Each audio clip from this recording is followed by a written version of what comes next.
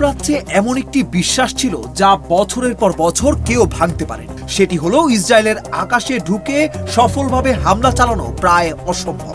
বিশ্বের সবচেয়ে উন্নত বিমান প্রতিরক্ষা, অত্যাধুনিক প্রযুক্তি আর আমেরিকার পূর্ণ সমর্থন সব মিলিয়ে ইসরায়েলকে ধরা হতো এক অপ্রতিরোধ্য সামরিক শক্তি হিসেবে। কিন্তু কয়েক মাসের এই যুদ্ধের পর সেই বিশ্বাসে কি ফাটল ধরেছে?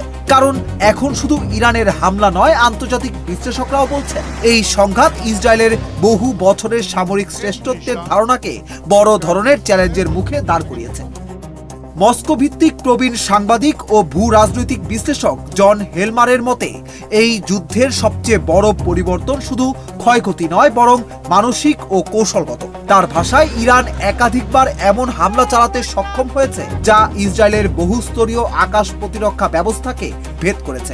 ইসরায়েল এবং তার মিত্ররা এসব ঘটনার গুরুত্ব কমিয়ে দেখানোর চেষ্টা করলেও বাস্তবে এর কৌশলগত গুরুত্ব অস্বীকার করা কঠিন। কারণ এতদিন যে প্রতিরক্ষা ব্যবস্থাকে কার্যত অভেদ্য বলা হতো, সেটি যে শতভাগ অপ্রবেশযোগ্য নয়, এই বার্তাটাই এখন পুরো অঞ্চলে ছড়িয়ে পড়েছে।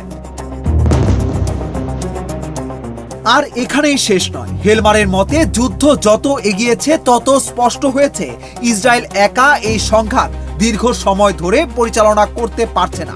মার্কিন ক্ষেপণাস্ত্র প্রতিরক্ষা ব্যবস্থা, গোয়েন্দা তথ্য, অস্ত্র সরবরাহ এবং সামরিক সহায়তা ছাড়া ইসরায়েল ইরানের সামনে দাঁড়াতেই পারত না। অন্যদিকে যুক্তরাষ্ট্রেরও এই যুদ্ধে বড় মূল্য দিতে হয়েছে। বিভিন্ন আন্তর্জাতিক বিশ্লেষণ বলছে কয়েক মাসের সংঘাতে বিপুল সংখ্যক প্যাট্রিয়ট, থার্ড, টমাহক এবং অন্যান্য উন্নত ক্ষেপণাস্ত্র ব্যবহার করতে হয়েছে।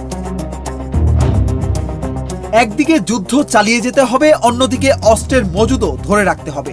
আর এখানেই ইরানের সবচেয়ে বড় কৌশলগত শক্তির কথা উঠে আসে। সেটি হলো হরমুজ প্রণালী। এই জলপথ ইরানের হাতে থাকা এমন একটি কৌশলগত চাপের কেন্দ্র যার প্রভাব সরাসরি বৈশ্বিক জ্বালানি বাজারে পড়ে। অন্যদিকে ইসরায়েল এখনো শক্তিশালী সামরিক সক্ষমতা ধরে রেখেছে, কিন্তু এই যুদ্ধ একটি বিষয় পরিষ্কার করে দিয়েছে, শুধু প্রযুক্তিগত শ্রেষ্ঠত্ব থাকলেই যুদ্ধের ফল নির্ধারণ করা যায় না। আর ইরান ইতোমধ্যেই পুরো মধ্যপ্রাচ্যের শক্তির ভারসাম্য বদলে ফেলেছে। এই যুদ্ধের সবচেয়ে বড় শিক্ষা হয়তো ধ্বংসস্তূপে নয়, বরং ভেঙে যাওয়া সেই ধারণায় যেখানে মনে করা হতো ইসরায়েলের সামরিক আধিপত্য কখনো চ্যালেঞ্জের মুখে পড়বে না।